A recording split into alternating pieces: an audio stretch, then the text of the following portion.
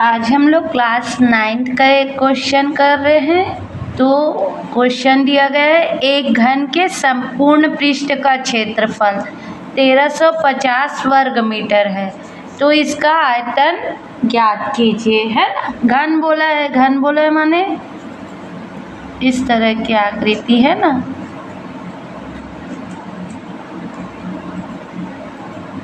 ये घन है ना। तो एक घन के संपूर्ण पृष्ठ का क्षेत्रफल 1350 वर्ग मीटर है, तो इसका आयतन ज्ञात करना है। तो हल क्या होगा, मान लो घन का कोण क्या है, ये घन का कोण है ए, है ना, ठीक। माना घन का कोण ए है, ठीक है। तो घन का संपूर्ण पृष्ठ, तब घन का संपूर्ण पृष्ठ क्या होगा, 6a² हो जाएगा, है ना। ये होता ही है ना, घन का संपूर्ण पृष्ठ 6a²। तो अब प्रश्न में क्या बोला गया है, घन का संपूर्ण पृष्ठ का क्षेत्रफल 1300 वर्ग मीटर है।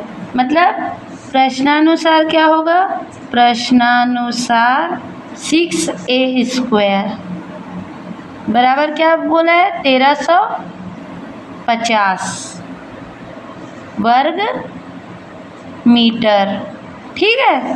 संपूर्ण पृष्ठ का सूत्र ये होता है घन के संपूर्ण पृष्ठ का, तो संपूर्ण पृष्ठ के बराबर ये दिया हुआ है ना, तो यहाँ से हम a निकाल लेंगे। तो a² बराबर आ जाएगा 1350/6, ठीक है। अब 6 से 1350 को भाग दे देंगे, तो इसे आप रफ में करिएगा, हम यहीं पर कर रहे हैं। 6 एकम 6, 6 दूनी 12, बच गया 1, 6 दूनी 12, तो बच गया 3, 6 पंचे 30, तो ये क्या आ गया, a² बराबर 225 वर्ग मीटर, ठीक है।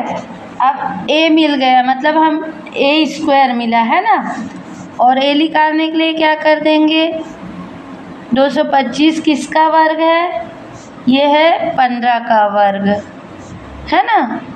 15 गुणित 15 करेंगे तो यह 15 का वर्ग, और दोनों साइड से वर्ग हटा दिए तो a बराबर हमको मिल गया 15 मीटर, ठीक। यहाँ मीटर आएगा, ठीक, 15 मीटर a मिल गया हमको। अतः घर का आयतन, अतः घन का आयतन बराबर क्या होगा, घन का आयतन क्या होता है, a³ है ना। तो इस पर मान रख दिए, तो a का मान कितना है 15, 15 का क्यूब माने 15 गुणित 15 गुणित 15 किए, है ना। तो 15 पंचे 225, और 225 का गुणा 15 से किए, इसे रफ में करेंगे आप, तो 15 पंचे 75 का 5, हाथ कला 7, 15 दूनी 30 और 7 37 का 7, हाथ कला है 3, 15 दूनी 30 और 3 33, तो ये क्या आ गया 3375। और घन है इसलिए, घन का आयतन है इसलिए आयतन के लिए घन मीटर, ठीक है। तो उत्तर बराबर क्या आएगा, उत्तर बराबर घन का आयतन 3375 घन मीटर होगा।